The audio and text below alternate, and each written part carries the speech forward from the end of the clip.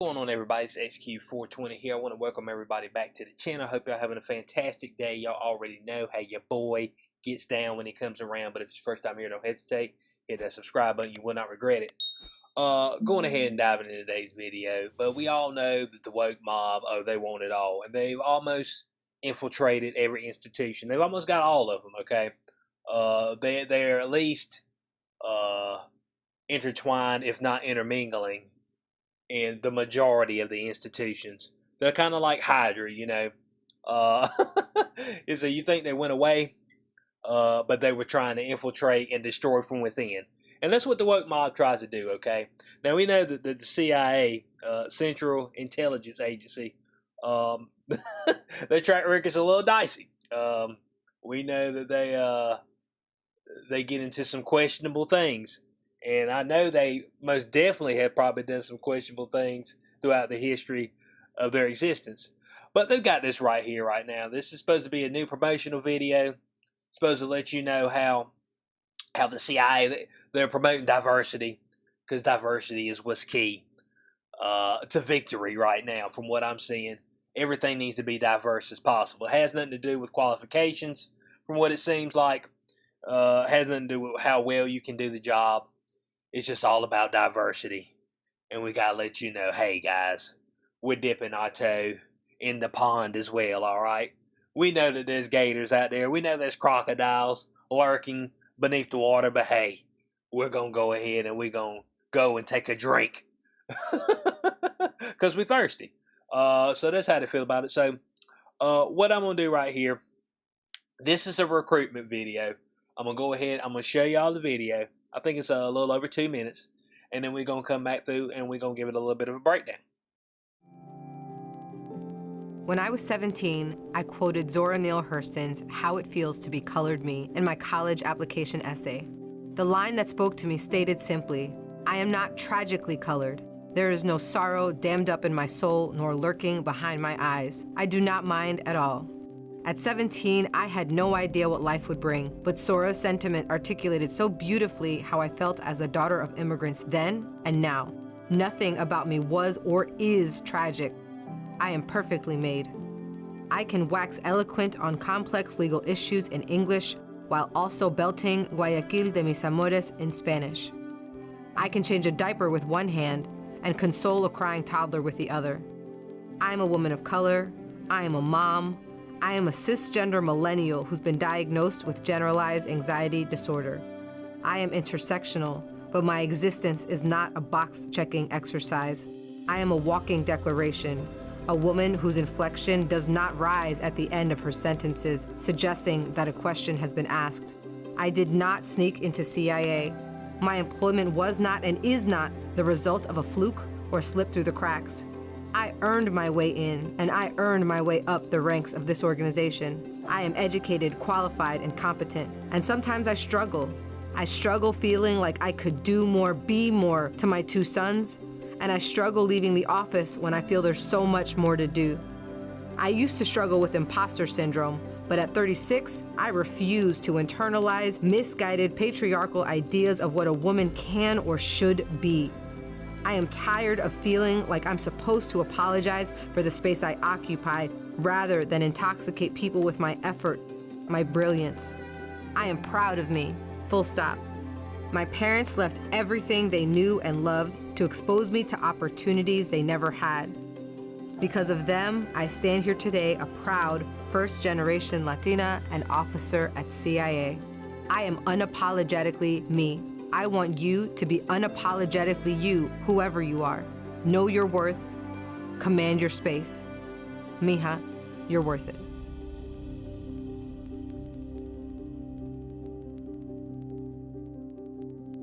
All right, so we saw that recruitment pitch right there, and you know, maybe your boy's a little misguided, but maybe that, I don't feel like that would be the best recruitment pitch for trying to get me to go and potentially get a career in the CIA. I mean, I'm just saying. I mean, I'm not quite sure what any of that has to do with the CIA. That's all I'm saying. I mean, I mean, a captivating story, of course, you know. very captivating, riveting even. I mean, if we could say, if I could say so myself. But why does everything got to go woke? They automatically go to color. Automatically go, well, I'm a woman. It's just like, I mean, I appreciate people who can talk about, where they came from, the struggles that they had. But every time stuff's got to go to color, oh, I'm a woman, oh, I'm a cisgender millennial with some type of disorder. I'm like, dude, what? What are you talking about? So, so I mean, I don't think it was that great of a sales pitch myself. I mean, I think the sales pitch was kind of poor. It was a little dry on the delivery. Let's just say that. And folks can be like that. Folks can mean well, but just be a little dry on the delivery.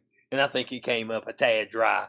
So we're gonna go back through it. I'm gonna break down a couple of our comments up here together with y'all, and we'll go back through it. I know it might be a little tough to go back through it, but we'll make it because we're going together. Isn't that right? Isn't that what the past year's been? We're all in this together. So let's go back through it. Let's brave this storm and let's get back through this video. When I was 17, I quoted Zora Neale Hurston's How It Feels to Be Colored Me in my college application essay. The line that spoke to me stated simply, I am not tragically colored. There is no sorrow dammed up in my soul. Now hold on right there. I'm not tragically colored. What is that supposed to mean? Have y'all seen a particular color that just symbolized tragedy to you? Let me know. I mean, it's just I looked at a particular color and said, "Oh man, brown, black. Oh, that's a color of tragedy, without a shadow of a doubt." It's like, where are folks coming up with this stuff? I mean, people got an imagination. They've got a very vast and vivid imagination.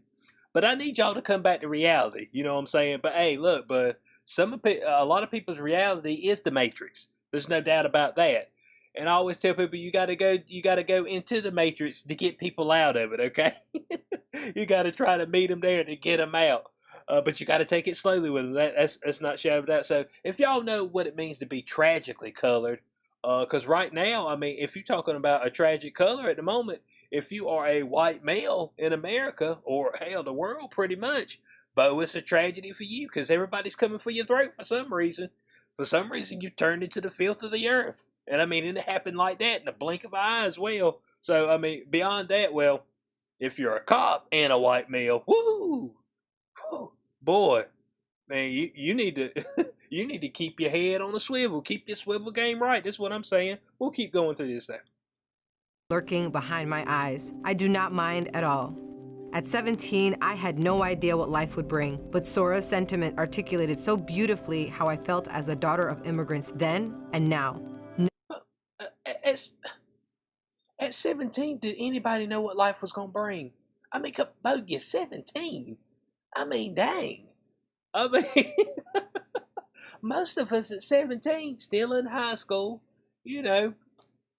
we just got into, 16 you start your driver's license, but 17 you just started driving, just started kind of going out on your own, feeling around in the world, trying to figure out who you are. But most people don't figure out who they are till way later on in life. But dang, bud, I mean, I didn't know who I was at 17. I didn't know what the world was gonna bring. Well, dang, I mean, don't nobody know. I mean, dang, bud. I mean, it could be over tomorrow. Something tragic could happen. Come on now. I mean, but it's I mean, you have to hit me with something better than that. That's all I'm saying. Nothing about me was or is tragic. I am perfectly made. I can wax eloquent on complex legal issues in English while also belting Guayaquil de mis amores in Spanish. I can change a... Hey, look, man, I mean, she lets you know that she can wax eloquently and she can speak a different language, okay? I mean, hey, look, bud, I mean, hey, I've got diversity in my game, and this is what this is about, okay? This is about diversifying the portfolio, which she says, oh, yes. My portfolio is very diverse. It should show you right here. Well, not show you, tell you right here in a few minutes. With one hand and console a crying toddler with the other. I am a woman of color.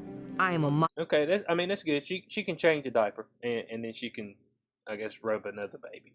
I guess she got two babies at one time. I guess that's what she's trying to tell us. Or maybe it's the same baby. I'm not sure. I mean, how effectively are you changing that diaper? Now, that's the real question. If you're doing it with one hand, you know, how effective are you actually at changing that particular diaper? That's all I'm saying. Only doing it with one hand. I mean, I've seen my girlfriend change the grandbaby's diapers, and she needed to utilize both hands in order to do it properly. So I mean, I'm just trying to figure it out. Mothers out there, let me know. Let me know. Let your boy know. I mean, hey, look, everybody can learn something here. And of course, she goes right into, yeah, I'm a woman of color. Thank you. Everybody sees that you're not white. So I mean, let me let it keep going before I get in that rant. I am a cisgender millennial who's been diagnosed with generalized anxiety disorder. Okay, cisgender. Uh, we need to look up a couple of these words because man, I'm just off kilter. All these other genders. She's a cisgender. So let's define cisgender. All right, so she says, pooh, boy, I about messed that up. Cisgender. Well, hell, I did mess it up. Now I think about it. So, cisgender. Let's see exactly what this is. Well, let me. I'm gonna scroll. I'm gonna read it right from here. Okay, so a cisgender person is a person whose gender identity matches their sex assigned at birth. I mean, okay. For example, someone who identifies as a woman and was identified as female at birth is a cisgender woman. Why would we even make up? Why would we make the term up? There's no reason for this word to exist. Okay, I was wondering what this whole cisgender stuff. It's just like, oh yeah, I'm a woman, and that's what I identify as. It's like, what do I need a term for that for? But we have to have a term so we can go against transgender. So, okay, now I know what the cisgender is. Hey, look, bud, I'm learning stuff every day. I never cared about cisgender because I thought it was stupid when folks were saying it. And it's just like, oh, yeah, I just correspond with my birth from sex. I'm like, all right, I mean, we shouldn't have a word for it because, I mean, there's no need. But, hey, with the way stuff's going right now, bud, you got to articulate everything. So let's see what a generalized anxiety disorder is. Let's see, a disorder characterized by excessive, uncontrollable, and often irrational worry about events or activities. Worry often interferes with daily functioning, and sufferers are overly concerned about everyday matters such as health, finances, death, family, relationship concerns, or work difficulties. Lord have mercy, is she in the CIA? Hot damn! I mean, it sounds like you, bud. I mean, she must do a desk job. I mean, that's all I'm saying. And I mean, but health? But if she was concerned about health, boy, you know that she won't at work the past year. Ain't no way she would. I mean, she must have just recently got back to do this this shoot that they had going on. That's all I'm saying. But we're gonna dive right back into what she's saying up here. Intersectional, but my existence is not a box-checking exercise. I am a walking declaration. A woman whose inflection does not rise at the end of her sentences, suggesting that a question has been asked. I did not sneak into CIA. My employment was not and is not the result of a fluke or slip through the cracks. I earned. Here's what I'm saying. Why would at any point would you come out and you would articulate, oh, I didn't get in here, for because they were trying to be diverse, or because they felt sorry for me, I earned my spot. I was like, why can't we just assume that everybody who's in their position that they earned their spot, unless you see that their work would dictate that something else happened? But no, it's got to be like, oh, didn't nobody give this to me? I'm a woman and I got it myself. It's like, ain't nobody came out and said that and that was the case.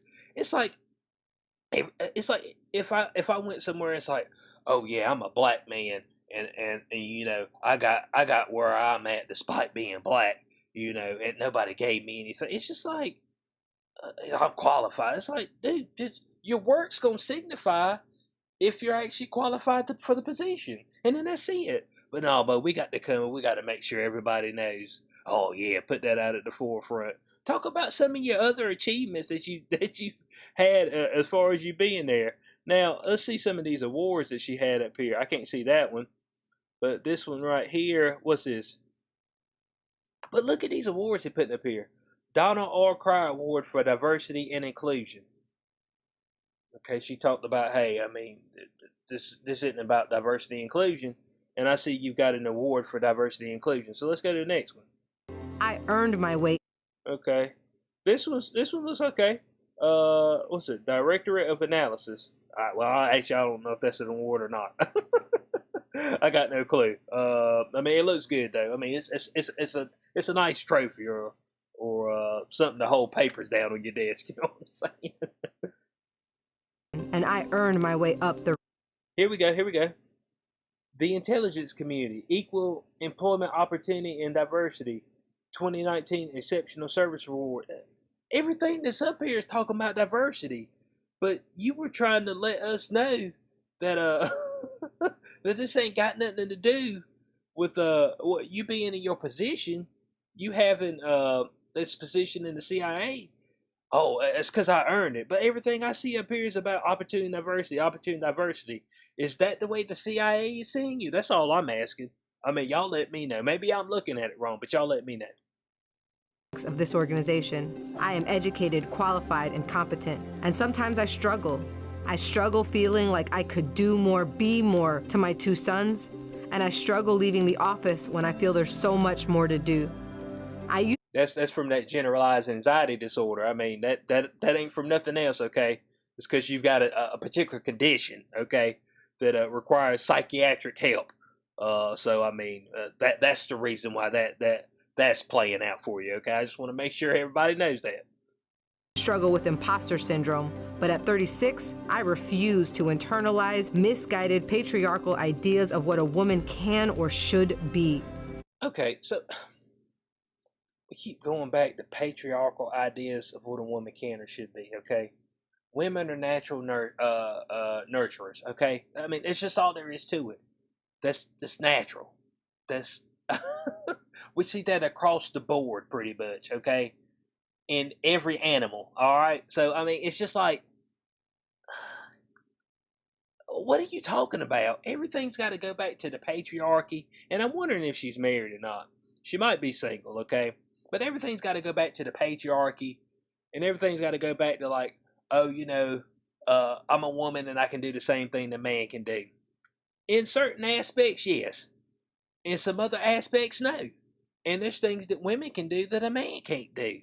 But that's just the way we're made biologically. Okay, so I mean, it's just like we just go, the patriarchal ideas of what a woman can or should be. So no, I mean, you can do what you want to, but I mean, I mean, if a woman wants to, you know, have 3-4 kids, and you know, be a stay-at-home mom, and the husband's able to afford it, and able to provide a good life for him, and he's fine with it, then I mean, hey, bud. There ain't nothing wrong with that woman. I'm just saying, that's how I feel about it. Let me know how y'all feel.